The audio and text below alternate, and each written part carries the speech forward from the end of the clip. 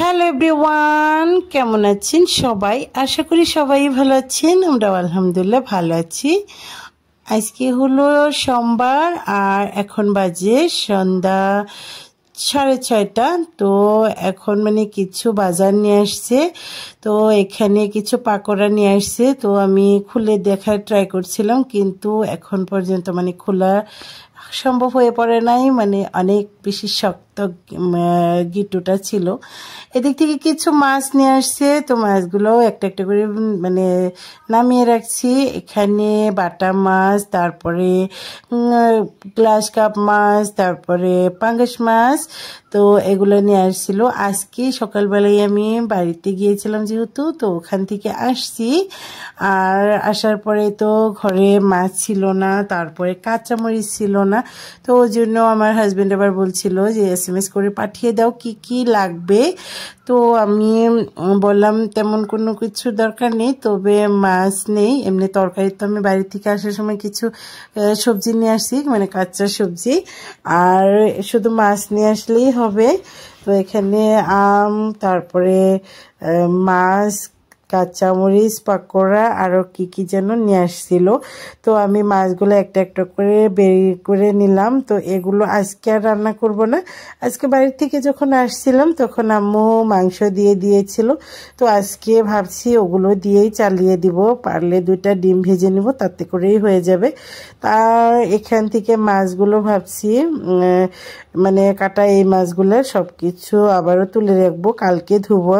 আর আজকে বাটা মাছগুলো শুধু কেটে ধুয়ে নিব।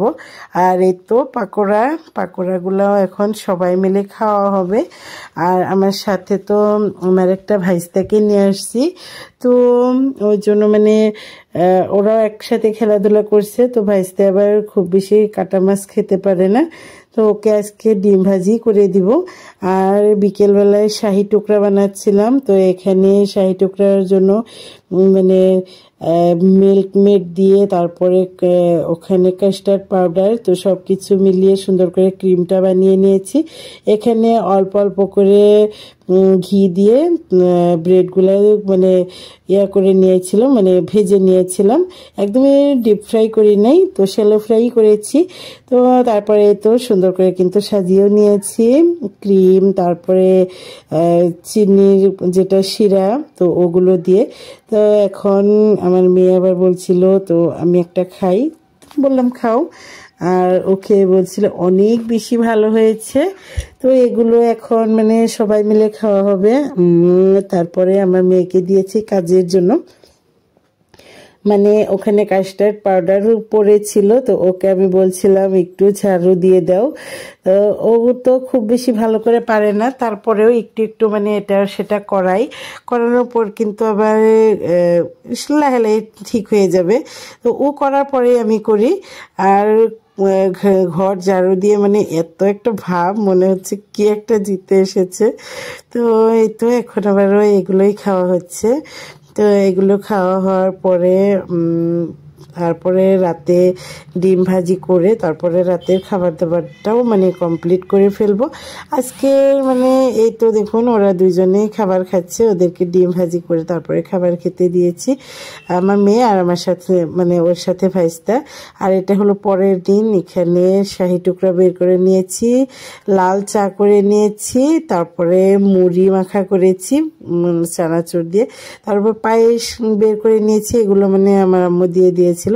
আর এই তো আর পিঠা বের করে নিয়েছি, পিঠাও বানানো হচ্ছিল।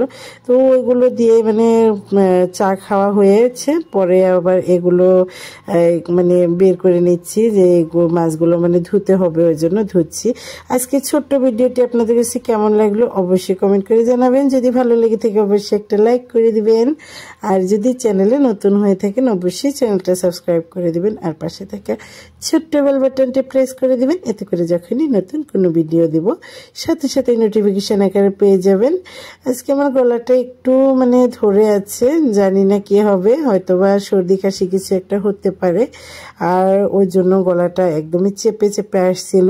তো তারপরেও ভয়েসটা খুব কষ্ট করেই দিচ্ছি, আর এখন পর্যন্ত খুব বেশি খারাপও হয় নাই মানে গলা, তারপরে কি হবে জানি না। আজকের ভিডিও পর্যন্তই, দেখা হবে নেক্সট কোনো ভিডিওতে। আজকের মতো এখানে বিদায় নিয়ে নিচ্ছি, আল্লাহ হাফিজ।